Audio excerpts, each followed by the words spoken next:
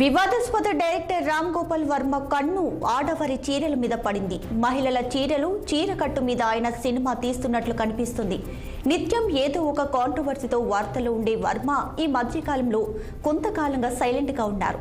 ముఖ్యంగా ఇటీవల వైసీపీకి అనుకూలంగా ఆయన తీసిన వ్యూహం సినిమా బోల్తా కొట్టింది. దీంతో కొంతకాలంగా యాక్టివ్గా లేరు. ఇప్పుడు మరో వివాదానికి ఆయన తెర తీయబోతున్నట్లు కనిపిస్తుంది. కుటుంబ వ్యవస్థ, సంస్కృతి, సాంప్రదాయాల పట్ల వర్మ చాలా సందర్భాల్లో విచ్చలవిడి వ్యాఖ్యలు చేశారు. అయితే హిందూ మహిళల సాంప్రదాయంగా వస్తున్న చీరకట్టుపై ఆయన సినిమా అంటే ఎలా తీస్తాడో అన్న అనుమానాలు సహజంగా వచ్చేవి. మహిళలను అంగడి సరుకుగా చూపించడానికే ఎక్కువ ప్రాధాన్యం ఇచ్చే వర్మ ఆలోచన విధానంతో ఇప్పుడు చీరకట్టుకు కూడా వక్రభాష్యం చెప్పేస్తాడా ఏంటి అన్న చర్చ జరుగుతుంది. గత 3-4 నెలలుగా షూటింగ్ జరపడంతో ప్రస్తుతం చివరి దశలో ఉన్నట్లు తెలుస్తుంది.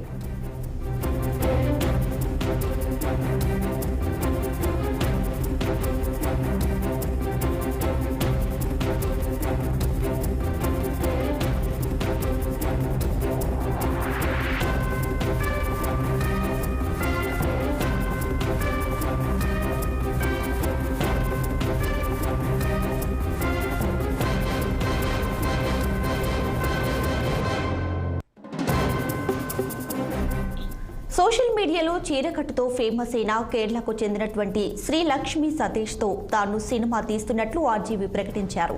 అదేవిధంగా ఆమె వీడియోను వర్మ షేర్ చేశారు.